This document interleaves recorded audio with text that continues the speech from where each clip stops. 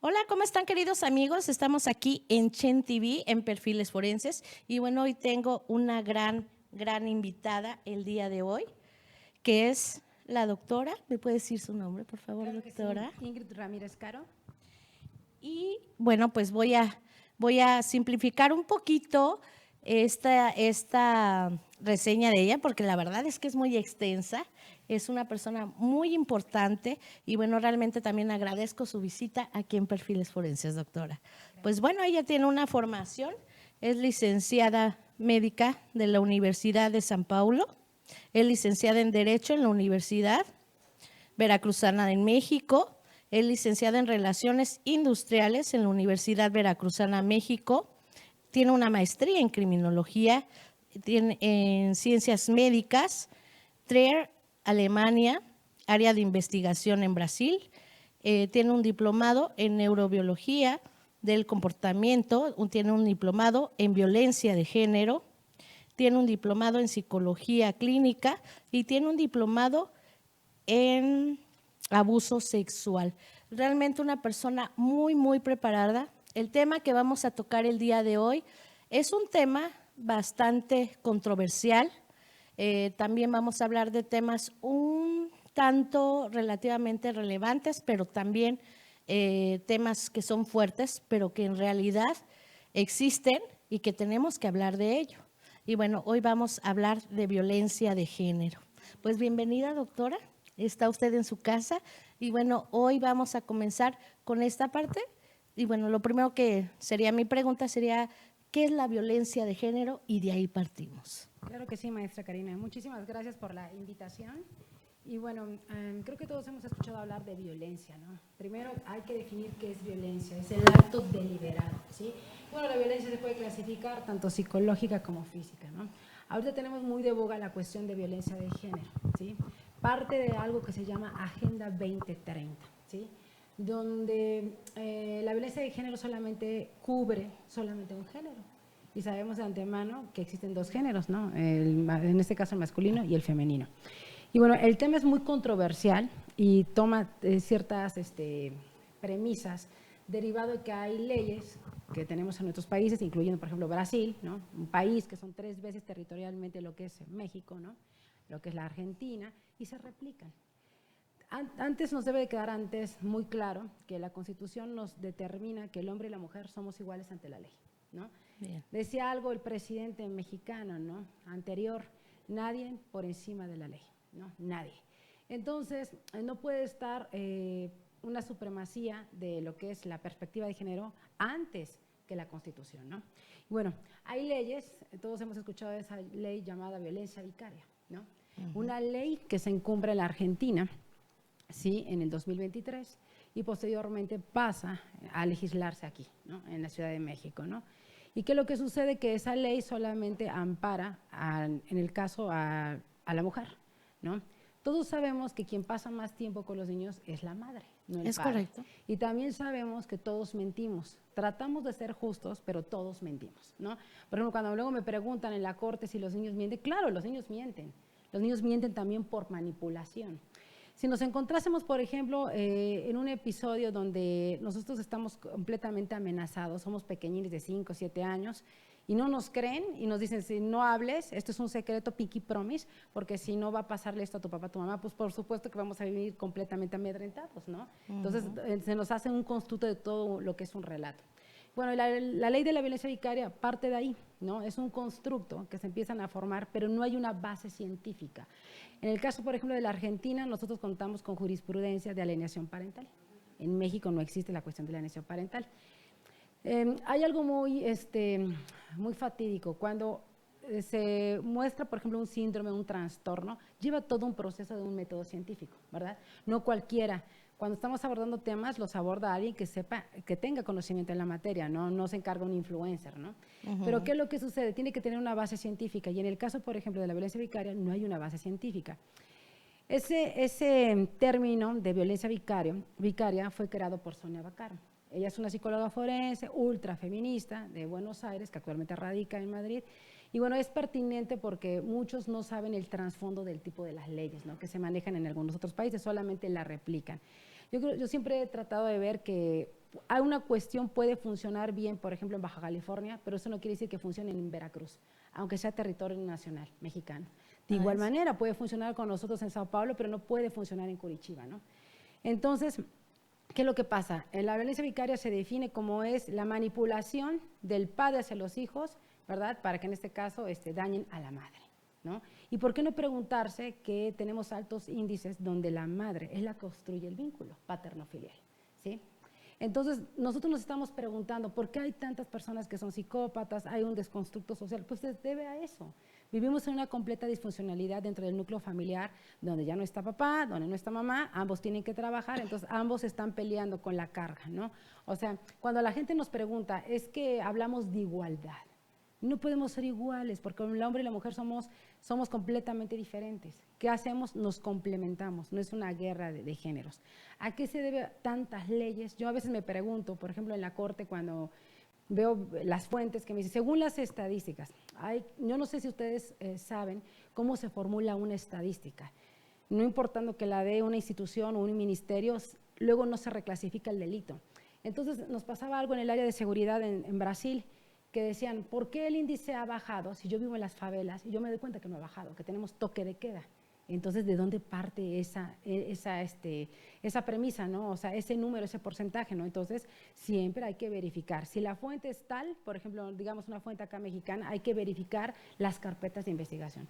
Porque una cosa es el hecho y otra cosa es el dicho, ¿sí? Claro.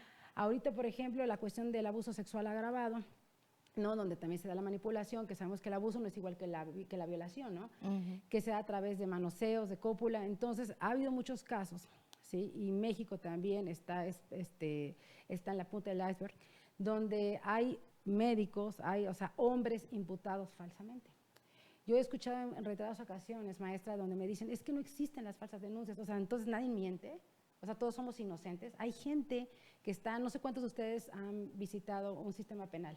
Sí. Pero tan solo los penales que tienen aquí son 4 veces de los que tenemos allá, ¿verdad? Porque territorialmente tenemos mayor población en Brasil que acá en México, ¿no? Y entonces, ¿qué pasa con el sistema penitenciario? Para que vean cómo una cuestión se concatena con la cuestión de la violencia. La violencia parte como el estrés, nunca va a acabar. ¿Por qué? Porque vemos un sistema completamente corrupto, donde queremos que los docentes eduquen a los hijos. La educación es por parte de los padres. Claro, entonces, el núcleo familiar. Así es, entonces parte un psicópata, una psicópata. Recuerdo hace algunos ayeres, cuando me tocó mis prácticas profesionales de ciencias médicas, en una entrevista que se le hizo a Juana Barraza, la famosa Matavejitas, ¿no? Que pertenece acá a México, y con un descuartizador allá en Sao Paulo, ¿no? Entonces veíamos que era el mismo modus operandi, desintegración, abuso, violación dentro del núcleo familiar. Entonces, si nosotros no componemos eso que le dicen llamada familia tradicional, que no es tradicional, lo que pasa es que hay principios y valores, y no los vamos a encontrar, o sea, solamente se refuerzan dentro de la cuestión del aula, pero eso parte de nosotros del núcleo familiar, ¿no? Acaba de pasar el 8 de marzo, ¿no? Vimos donde la gente expresa, sí, todos tenemos esa libertad de expresión, ¿sí? Sin embargo, yo decidí, como muchos otros colegas, permanecer en casa, apoyar. Nosotros tenemos una consultoría que se llama Psique en Crimen, que tiene una sede acá en Satélite, tiene una sede en Sao Paulo y otra en Río de Janeiro. Es una consultoría donde abordamos casos en materia de derechos humanos, ¿sí? Derechos humanos tenemos todos, fuera de ahí son privilegios, ¿sí? Entonces atendemos cuestiones de violencia, pero todos los casos que nos llegan de violencia, de obstrucción de vínculos, son por parte de la madre, de la mujer. Entonces ahí viene, ¿por qué la pregunta, la incógnita? ¿Por qué nadie cree que la mujer sea violenta? Todos somos violentos, ¿no? Y aquí el punto residiría, ¿qué es lo que pasa? Bueno, nosotros tenemos una serie de neurotransmisores, tenemos aceticolina, tenemos dopamina, ¿no? Entre muchos otros, ¿no? Pero ¿qué pasa cuando no hay una cuestión de segregación? Hay casos donde se maneja la inimputabilidad, ¿sí? Entonces, no podemos ser procesados como las demás personas que van a la cárcel, ¿no? Las demás pues, van a un psiquiátrico, ¿no? Pero ¿en qué radica? Es una serie multifactorial, ¿no? Hemos escuchado que el feminismo es la igualdad entre hombre y mujer, pero actualmente no impera eso. Yo no veo como tal una igualdad. No me gustaría, todo este bagaje que la maestra Karina lee de mi trayectoria, fue no por mi género. Yo no puedo tener un mérito por mi género, sino por mi habilidad, mis cualidades, ¿no? Yo siempre he dicho que… Y ahí la diferencia, claro, ¿verdad? Y la información es poder. Si yo soy una persona, recuerdo cuando me tocaron algunas clases, como en la asesoría de la Premio Nobel de Medicina, decía, ninguna mujer tuvo que ocupar más que el cerebro para salir adelante, ¿sí? Más violencia genera más violencia, ¿no? La mejor vacuna contra la violencia es la educación, ¿sí? Entonces, si nosotros nos unimos, que nos unamos, por ejemplo, yo veo mucho partida presupuestal para los colectivos feministas, pero no veo nada para la infancia, ¿sí? ¿Y dónde están las infancias? Abandonadas. ¿Por qué ahorita, por ejemplo, cuando se regula la cuestión del feminicidio, no es lo mismo, ¿verdad, maestra?, que yo la prive de la vida a que la priva un hombre? Porque en este caso sería homicidio, ¿no? Entonces no tenemos una igualdad. Vemos casos, por ejemplo, en la corte donde es abuso, pero el abuso sexual no es lo mismo cuando se imputa a una mujer que cuando se imputa a un hombre, ¿no? Tenemos un caso que trascendió fronteras, que es el caso de Lucy Dupuy, en Buenos Aires, en Argentina. ¿Qué es lo que pasa? 2 mujeres que están en un colectivo feminista, están ahí grabándolas. Ella lleva politraumatizado uno de los dedos. El niño fallece a los 5 años de edad. ¿Y qué pasa? ¿Por qué se dio en el área de la contingencia sanitaria? ¿Por qué el niño no estaba con el papá? Porque el papá estaba obstruido, ¿sí? Porque la juez en la Argentina le dio, en este caso, la custodia a la madre. Porque es necesario, no sé si han preguntado a la audiencia, ¿por qué siempre se le da a la madre? Se hacen pericias para determinar. Existe, por ejemplo, aquí en México está el Poder Judicial, ¿verdad? Y ustedes tienen el Centro de Convivencia Familiar, ¿no? El llamado SECOFAN. Sí, el SECOFAN. Y nosotros, por ejemplo, allá tenemos allá es ministerio, tenemos el INAU, ustedes acá en México tienen Brasil, para que se den cuenta, ¿no? ¿Y qué es lo que sucede? Nadie supervisa. Si a mí me va a supervisar el órgano interno de control de alguna secretaría, pues obvio me notifican y yo ya tengo todo preparado, ¿no? O sea, no caen de forma inflagrante, ¿no? ¿Y qué es lo que sucede? ¿Se pudo haber salvado la vida de Lucio? Claro, Lucio viviría ahora, pero se lo dejaron a la madre. Y recuerdo aquellas palabras que el ministerio de la mujer dijo: el niño provocó a la madre y a su pareja. El niño tenía 5 años, que iba a provocarlo. El niño fue abusado, violentado, lesiones de larga data, ¿sí? Entre muchas otras cosas, ¿no? Que nos indignan porque todos conformamos parte de la sociedad. Entonces, para que nos percatemos que la violencia no tiene género. Todos en alguna parte de nuestra vida somos violentos. Existe neurobiológicamente un detonante. Hace algunos años se realizaban estudios de resonancias magnéticas de pares craneales y veíamos en la resonancia que había gente que ejercía violencia y que tenía activada alguna zona del hipocampo de la corteza prefrontal, ¿sí? Si nosotros estamos viendo que nuestro hijo está siendo secuestrado o está amenazado, por supuesto que vamos a accionar, sea que nosotros nos priven de la vida, no podemos quedarnos perplejos, impávidos, saber que se lo van a llevar, ¿no? A cada acción corresponde una reacción, ¿no? Entonces es un tema muy interesante, no solamente desde el punto de vista de la neurobiología del comportamiento, sino también de la cuestión legal, ¿no?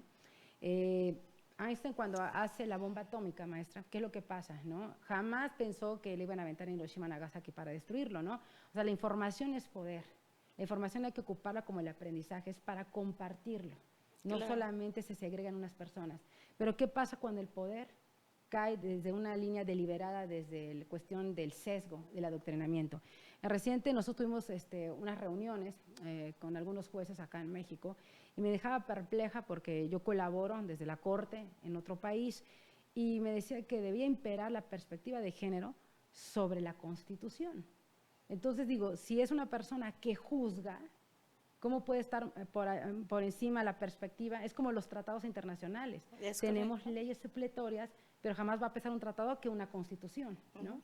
Independientemente que hay casos, por ejemplo en México, como el campo algodonero, ¿no? Que trascendió a la Corte Interamericana, ¿no? Y sí, lamentablemente cuando me pongo a pensar en la cuestión de la ley, que es pronta y expedita, veo que no, que es completamente retardada, ¿no?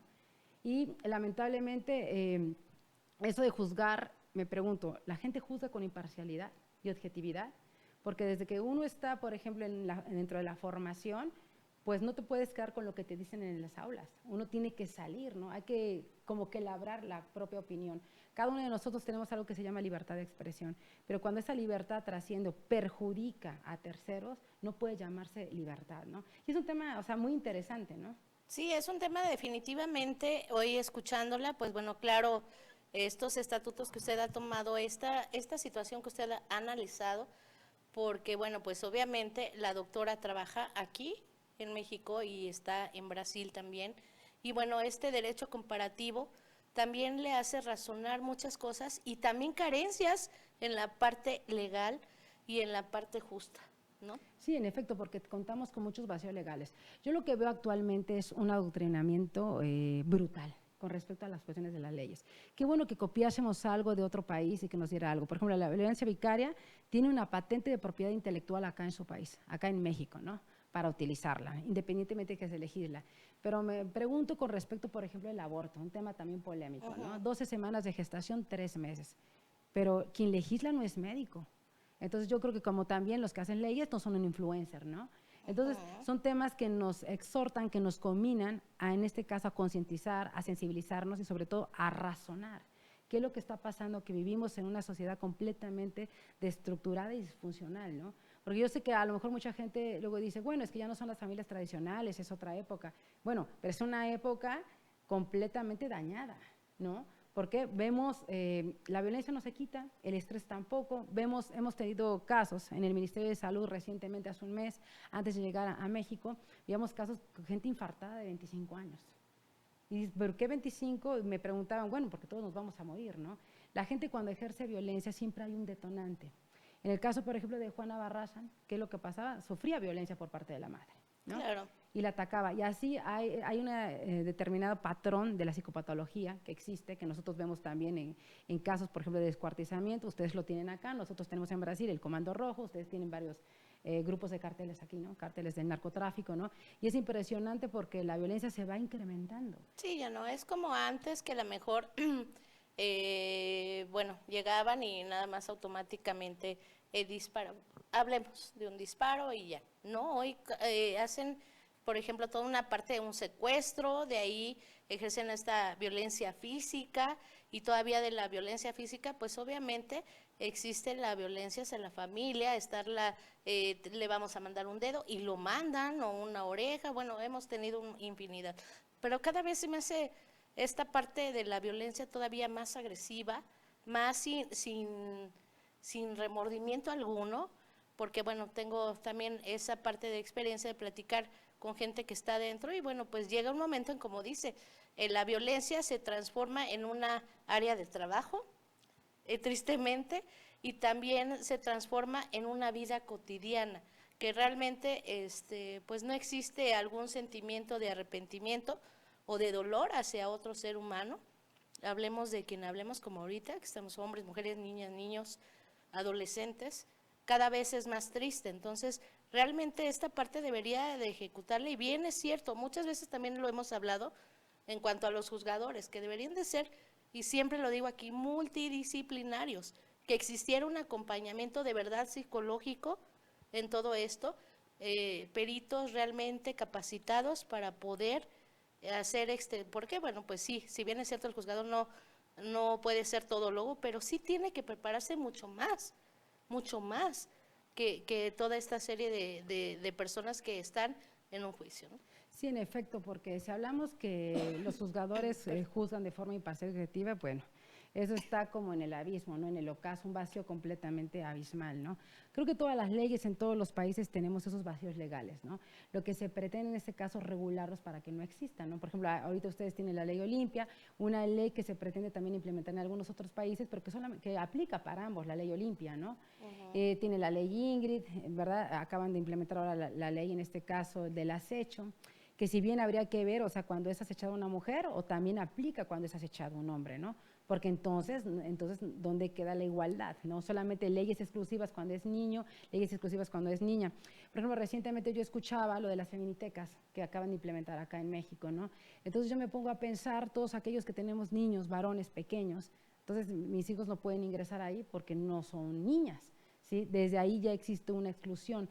Hablamos de violencia, que la violencia no tiene género, y cuando hablamos de, por ejemplo, leyes incluyentes, nos damos cuenta, por ejemplo, ustedes tienen una playa acá que se llama Cuatecomates, una playa que yo veo que muchos mexicanos no conocen, que está en Guadalajara, una de las mejores porque tienen inclusión, algo que nosotros no tenemos ni siquiera en Sao Paulo, ¿no?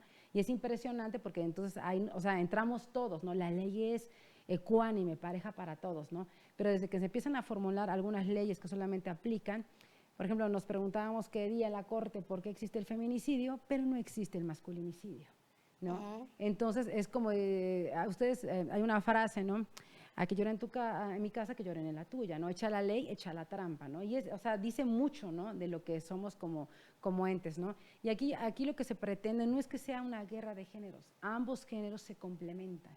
Lamentablemente, como comentaba maestra, los jueces, si bien la mayoría no tiene una carrera judicial, nosotros, por ejemplo, para ser jueces, es raro que exista un juez a los 28, 30 años de edad. Yo veo jueces en México a corta edad. Pero es una carrera judicial. Imagínense nosotros cuando estudias formación médica, o sea, terminas la carrera, el servicio social, el pregrado, después la residencia médica. No, o sea, todo tiene una forma de ser, ¿no? Y así existen atrogenias, negligencias médicas, ¿no? Porque somos humanos, ¿no? Claro. Es parte del error, ¿no? El problema es que acá son vidas, acá es la libertad, ¿no? ¿Cuántas personas, incluyendo mujeres y hombres, están privados de su vida? Aunado a ello, encontramos también el otro apartado, ¿no? El famoso llamado de las denuncias falsas, donde mucha gente no cree que existen. Y existen.